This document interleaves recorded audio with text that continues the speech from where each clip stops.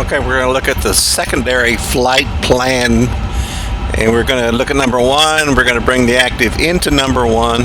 Then we're going to click on the flight plan page and go to the airport and go enter a waypoint after the airport, and we'll make that the engine out procedure, which is KDTW 22 left slash 216, which is runway direction, and slash 25 miles. And once we enter that, we will have a new fix here, pause something or other. I can't. Then we'll click on pause and we'll click on new destination, and then we'll enter just KDTW. And once we enter that, you will see that what basically we have is the Detroit Airport, a position where we're going, and then the Detroit Airport. And with pilot and co-pilot and ATC, we can figure out how to get us back to the airport. Then we're going to bring in secondary plan 2, and we'll just insert the active plan in there, and then secondary plan 3 we'll leave it blank, because if ATC needs to send us any routing guidance, they'll send it via plan 3. Now we're going to take this PDF, and we're going to go down till all the waypoints are listed. We'll find the one that says top of climb at flight level 340, and then we'll look down until we find the flight level, the waypoint where the flight level increases to 360, our first step climb, and then we will go to the flight plan page, find that waypoint, click on it, and some words to the effect of step change. I don't remember exactly what they are, and it's hard to read this in the video. And anyway, we'll enter that waypoint, and then we'll put 360. And there is another step climb to 380. We'll do the same thing. We'll find out where 380 step climb occurs, and we'll enter that waypoint. From that waypoint, we will enter that waypoint, and then we'll enter 380. And then we'll go back and look for another step climb, and as it turns out, we have another step climb, but this time only to flight level 390. And then we will find where that waypoint is, where we go to 390, and we'll enter that waypoint name in there, and we'll put 390. And then we have one more opening, and we'll look to see where the step climb to flight level 400 occurs. We'll take the name of that waypoint, put it in the box, and that's where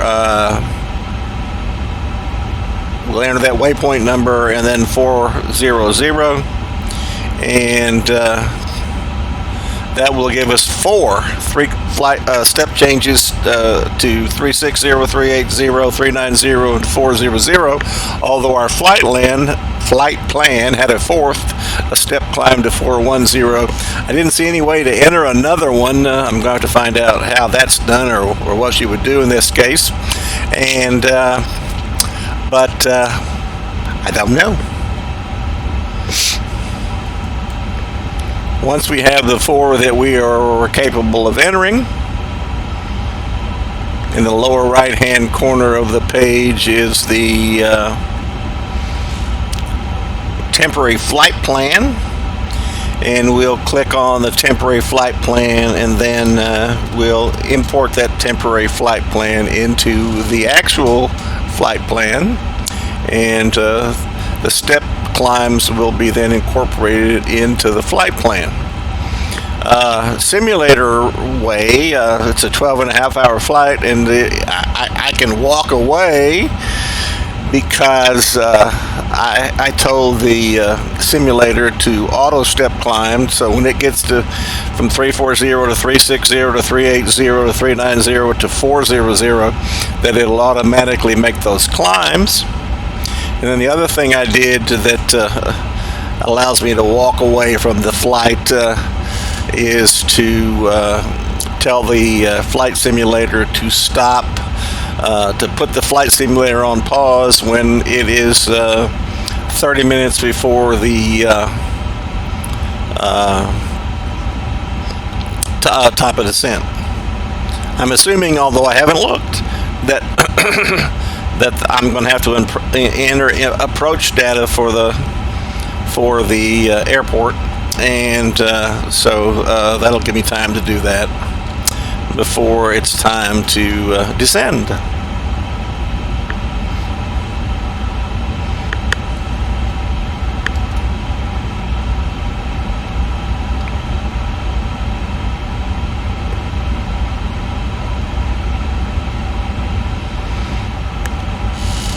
Okay, normally as we're waiting here, we can talk about some other things. One of the things is that normally you would put the pilot is in the left-hand seat. You would put this FMS1 on the perf page, and you would put FMS2 for the pilot monitoring on the flight plan page. Okay, now we're going to do the FCU. You can see at some point we already went ahead and entered the QNH. This altimeter, the pilot monitoring's altimeter, and the ISIS altimeter are all tied together since there's only one of me, and it allows it to be a little easier to change those.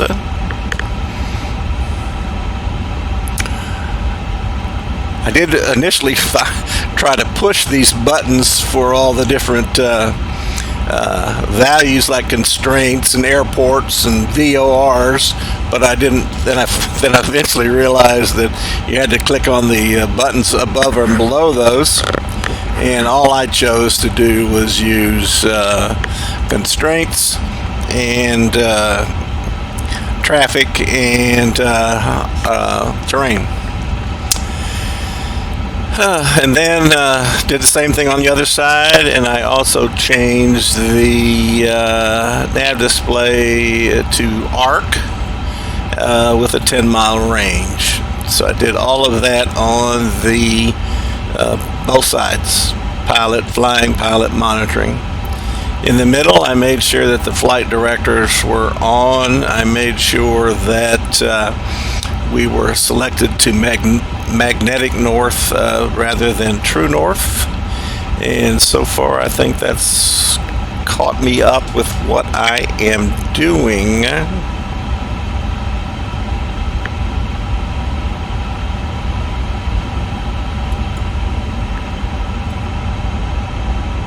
Oh yes, I have the 5,000 feet set in from our clearance information, and I have the range selector switched from 1,000 to the 100 increment place.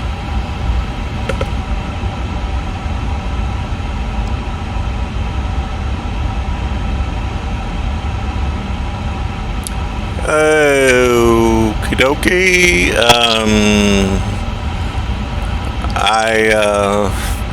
On the grounds page, I just press buttons to disconnect the ground power unit and the chocks, and I press another button to arm the slides. Simulators are much easier than real world.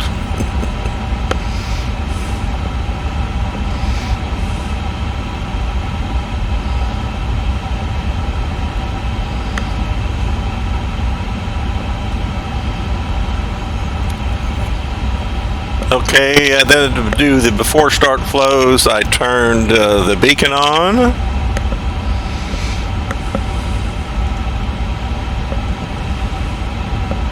Then I came down to FMS 1 and 2 and went to the serve page.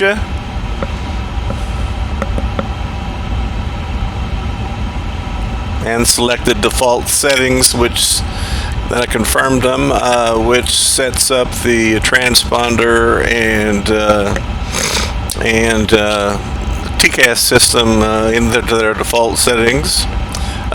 Do it on both sides, pilot flying and pilot monitoring.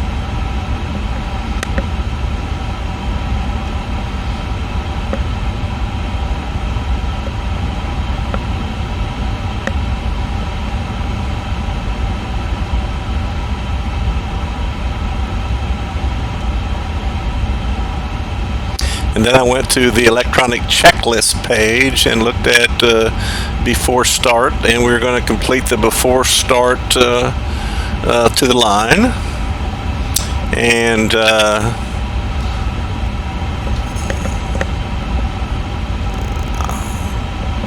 all the ones in blue I have to check that they were done, and sure enough they were. I can't read quite what they are and don't remember what they are, but I know that I checked them off.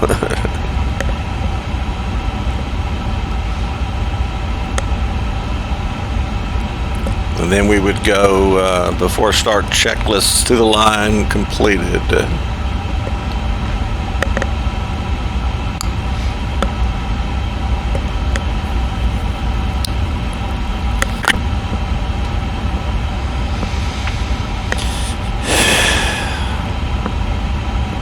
And then somewhere in there we'd do the below start checklist below the line.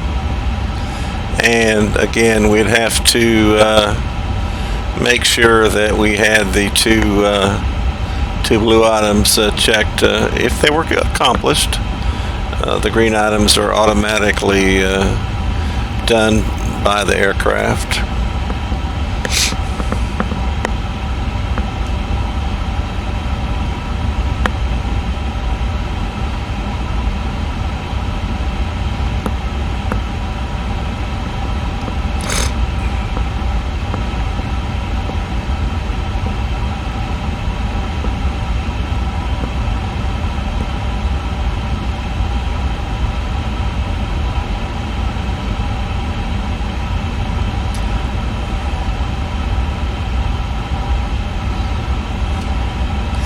Okay, the simulator has a program called GSX, which can do many things. It can board or deboard.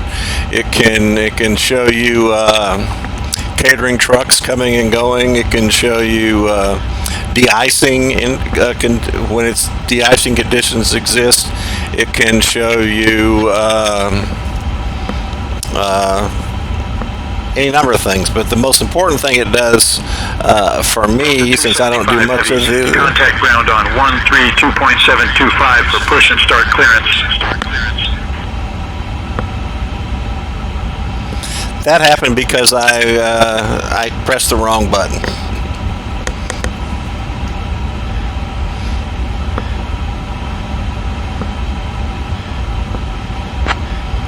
Attention all aircraft, information Sierra is now current altimeter 2962. Delta 275 heavy push and start approved, tail southwest. I made the announcement, but you can't hear it. And I made the acknowledgement, but you can't hear it.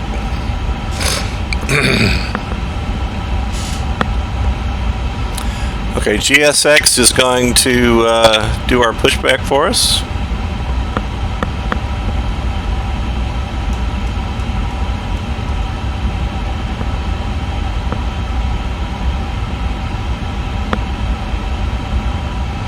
So we come over here and we select prepare for pushback and departure.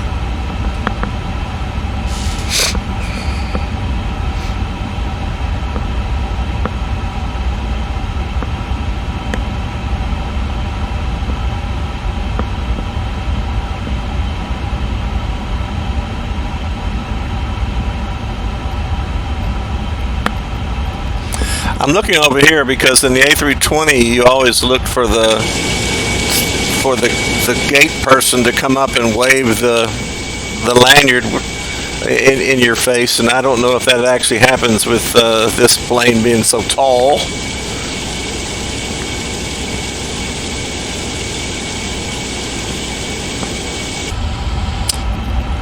But we're going to have to try the pushback one more time because it didn't seem to have taken.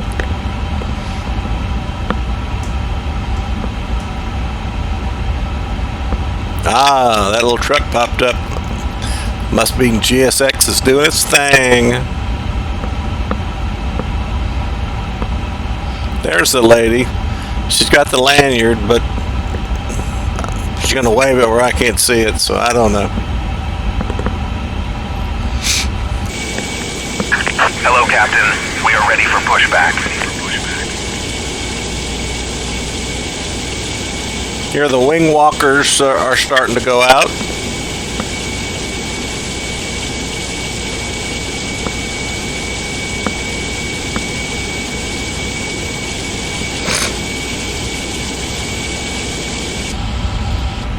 Departure checks completed. Bypass pin inserted.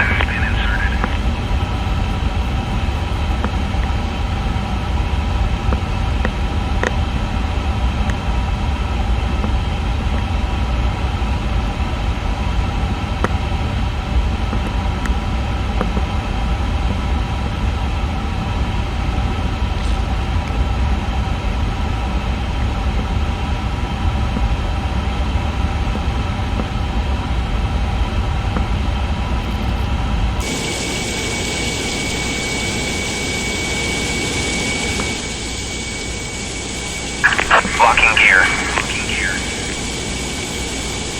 Okay, you can see them down there doing their thing with the gear.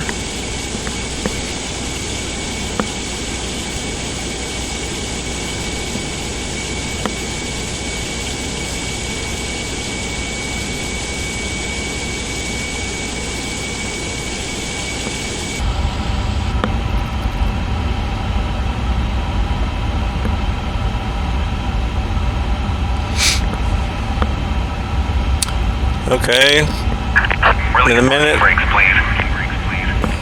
Okay, release the parking brakes, and I had already told them that I wanted nose left, tails right.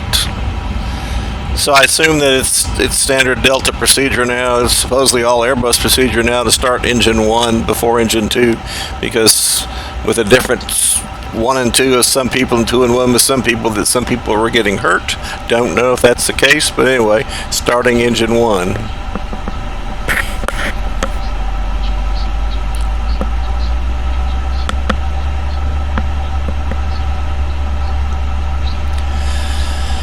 I think something happened in this, and very warm welcome aboard Delta Airlines Flight 275, heading to the fine vicinity of Tokyo.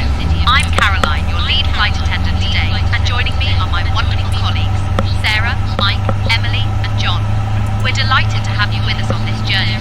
Our captain today is George, and assisting him in the cockpit is First Officer Stephanie. Our estimated flight time to Tokyo is approximately 12 hours and 36 minutes. Before we take off, I'd like to take you through our safety procedures.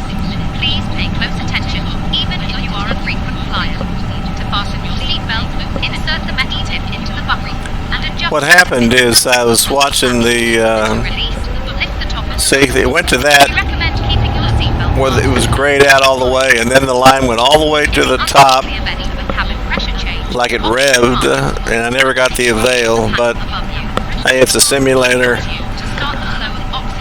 It'll have to do. I'm not sure what happened, to tell you the truth. Okay, starting engine 2. Make sure to secure your own mask before assisting others. Your life vest is located under your seat. In case of a water landing, remove the vest from its container and pull it over your head. Fasten the strap around its waist. Inflate the vest by pulling down sharply from a red tab or by blowing into the tube with a solid. Remember, inflate the vest only when exiting the aircraft. Detroit's kind of lonely tonight. I've got all the extra aircraft turned off Waiting your confirmation for a good engine. so they don't get in our way.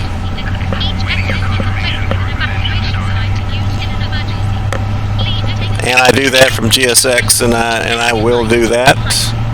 Thank you for your attention. There it is right there. Good engine start. Blam. We have a good engine start. You can disconnect. Now, if you'll excuse me, I'll inform Captain George that the cabin is ready for departure.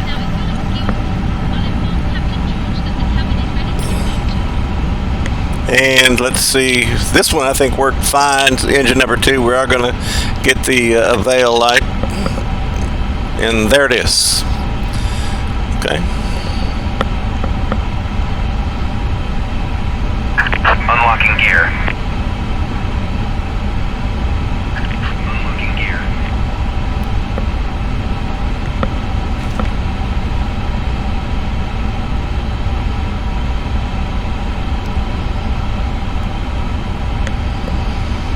Okay, we're turning the APU off. And removed.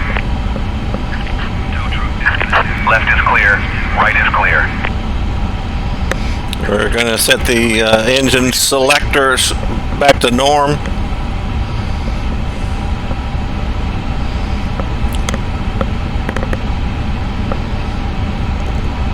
And we're going to do the after start flows, engine selector to norm, the APU bleed is going to be turned off, anti-ice is going to be as desired, and the APU of course is off.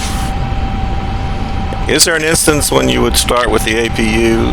I think in the A320, if you had one of the generators that was out, you had to use the APU to act as the second generator.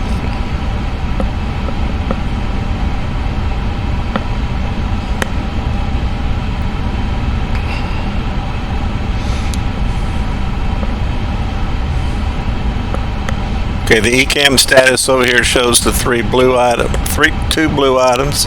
I think there are the auto brake and then the takeoff config. So we're going to do the after start checklist, and it shows everything is green. So we're good to go.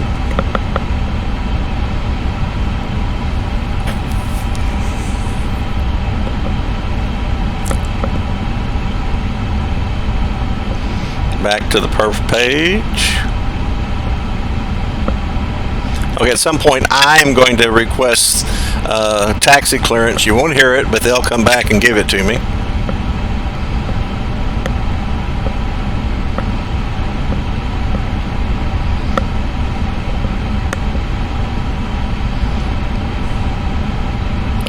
I'm going to set it up so that I can see the airport info chart so I can follow the taxi route. Although Say Intentions, which is the AI program that I'm using, gives me a little bunch of red dots to follow so that I know where to go.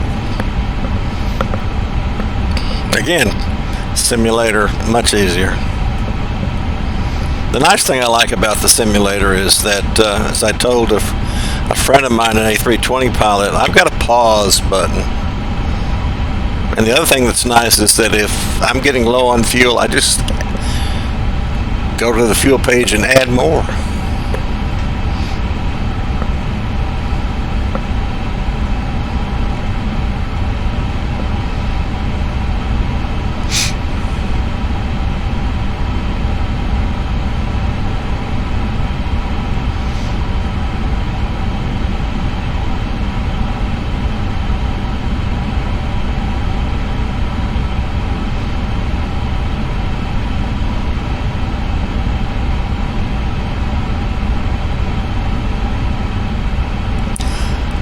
I think I got a little confused here. I think that, okay, I'm looking for the airport. I went down and looked for the airport info, and I found the airport info Navigraph chart. Navigraph is a company that makes charts. They also own SimBrief, and they make charts for flight simulating.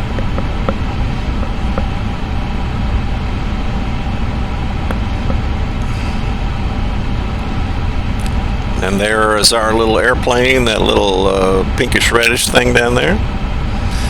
And I think I'm going to go straight and cross a runway, and then go down there and catch Yankee and take Yankee all the way down to Yankee 10, and then enter onto runway 22 left.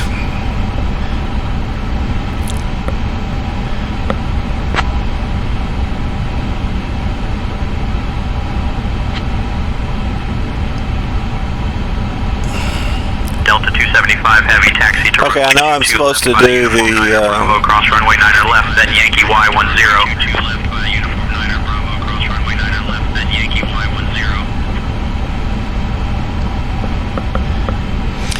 And I requested and I acknowledged, but you don't hear that part of the conversation. Yeah.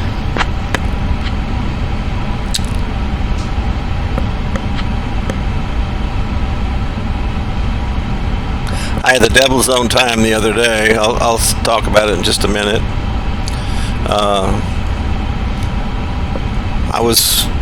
Something was happening, and I used the brakes a little too much, and I got the hot brakes alarm, and boy, it took a long time for the brakes to cool down. So I'm going to try to be very careful and not let this go. I'm going to take the nose light to taxi.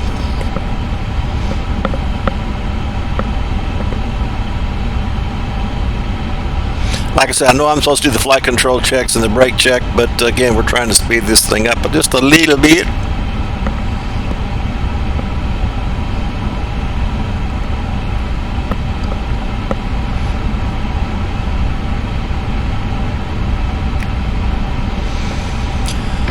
Okay, I don't know if you can see the red dots on the superimposed on the yellow center line there. Anyway, here I go. Taxiing away. I'm not crazy about the sound effects. The Phoenix A320 has got much better sound effects. I think they need to work on the sound effects for this aircraft.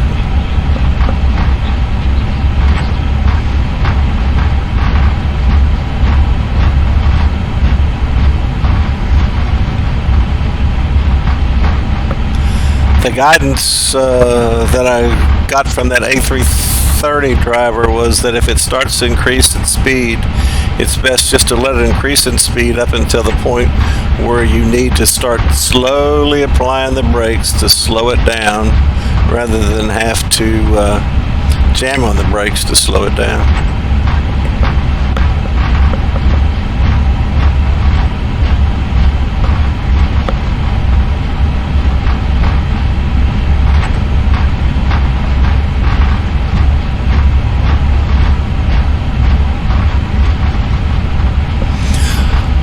Both say Intentions ATC program and Beyond ACC are working on where they'll be able to fill the airport with a proper aircraft, and then they will control the aircraft so that it'll be like a real airport where you'll have to, you can't do a push and start because there's somebody coming the other way, or they may have you hold at an intersection until somebody goes by, that sort of stuff. Okay, I'm going to take a left up here and cross the runway. This runway is not in use. I don't think I remember this, so I don't know if even if it's not in use, if I'm supposed to stop and get permission to cross, because he seemed to have given me permission to cross, although I do know that I'm supposed to stop and turn on the strobe light, I assume even for any runway, because I'm used to getting permission to cross, and then when I finish crossing, the ATC to tell me, or the ground controller to tell me continue taxiing via whatever.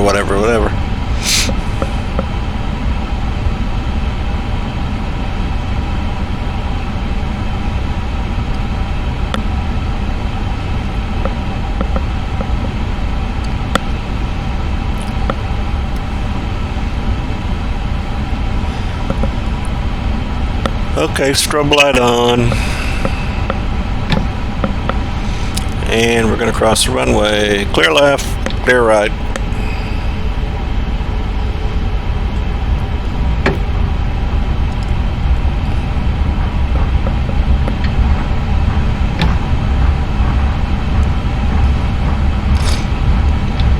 Now, somewhere up here, the red dots went away, and I was able to have to manually do it, which is, it's not fair. The simulator made me manually do it, although I did it the other day, so I know I'm supposed to hang a little left up here and go down and catch Yankee.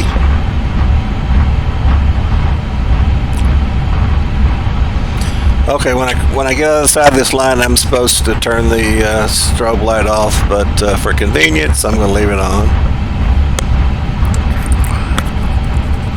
There's only one of me, so it's hard to conduct the taxi checklist. Matter of fact, this is why I stopped to conduct the taxi checklist, because I can't, I don't know, if I was absorbed with the checklist, who knows where the aircraft would end up going.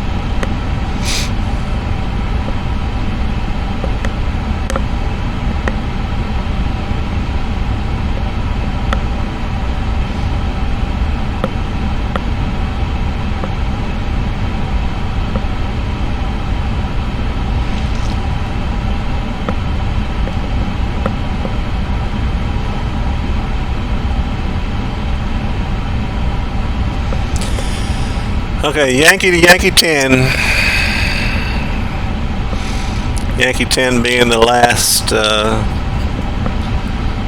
entry point on the left to 22 left.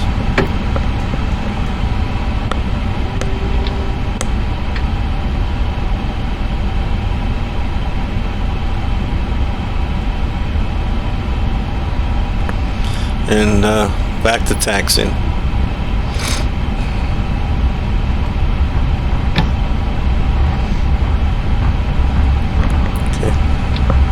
Yankees to second right.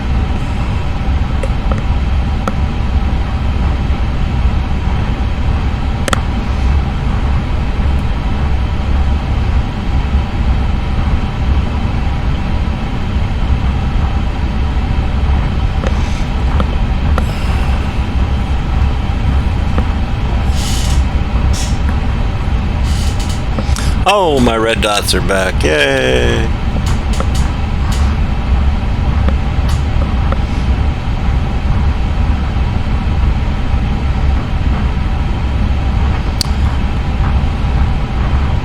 I haven't done as much oversteering as I thought I would, but maybe I'm doing more than I normally would. Like I'm turning a little sharp right there.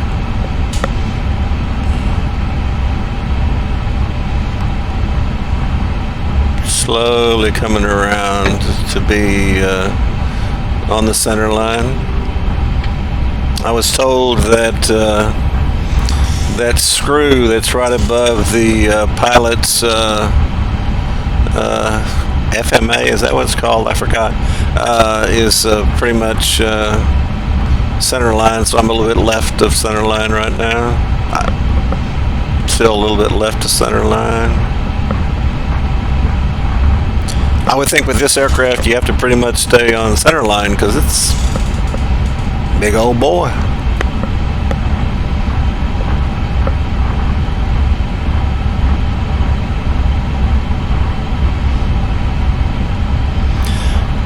I'm gonna take this plane down to Yankee 10, and then where I would normally call the tower, I'm going to stop the video and do the takeoff video tomorrow sometime.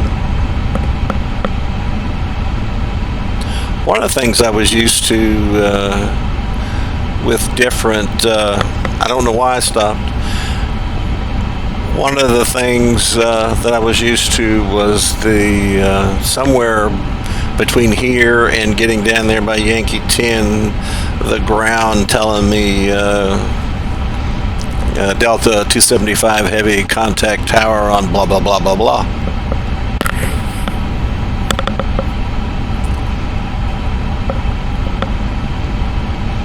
Can't remember why I stopped.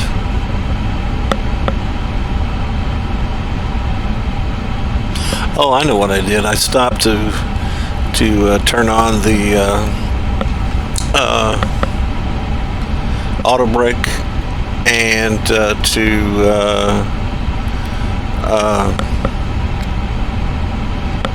press the takeoff config button so that I would, and that happened, and I have no idea why. I cleared it and went away, and then I pressed takeoff config, and I got a takeoff no blue, so I don't know why that all that red suddenly showed up.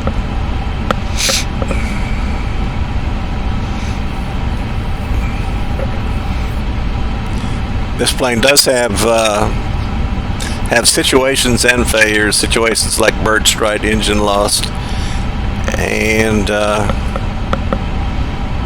failures associated with various instruments and such as that.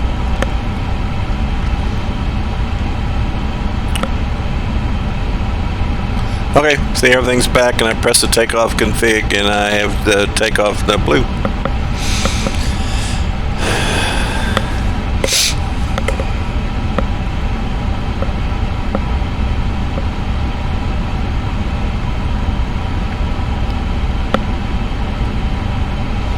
I shouldn't be so callous with what I'm talking about here. I got 324 people behind me. They're counting on me getting them to Japan.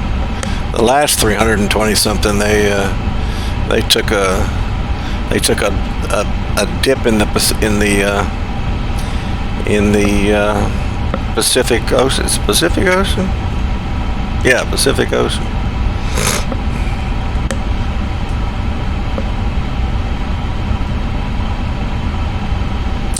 I'm not sure why I'm still stopped.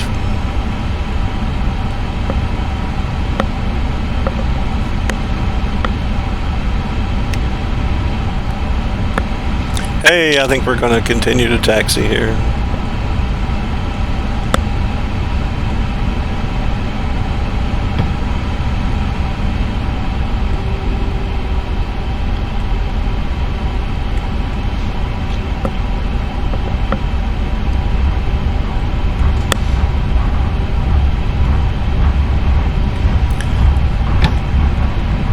Still, my favorite aircraft is the Phoenix A320. I like it because it's short haul, and I don't. Of course, I can fly this short haul, but it kind of almost defeats the purpose of having this plane. Although I enjoy flying this plane so far. But for the A320, I have an EFIS panel and an FCU panel, and I have an MCDU. So that adds to a little bit of the immersion.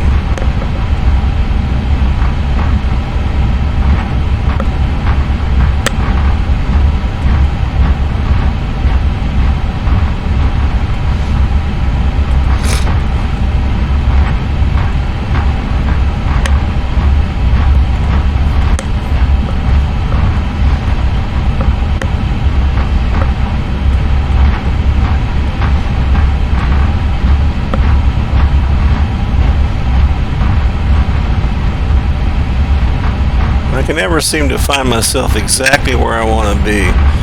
If I'm high enough where I think I'm actually looking out and seeing what I need to see through the windshield, then I cannot see the writing at the top of the two displays in front of me. If I get down to where I can read that, it just seems like I'm low and looking out over the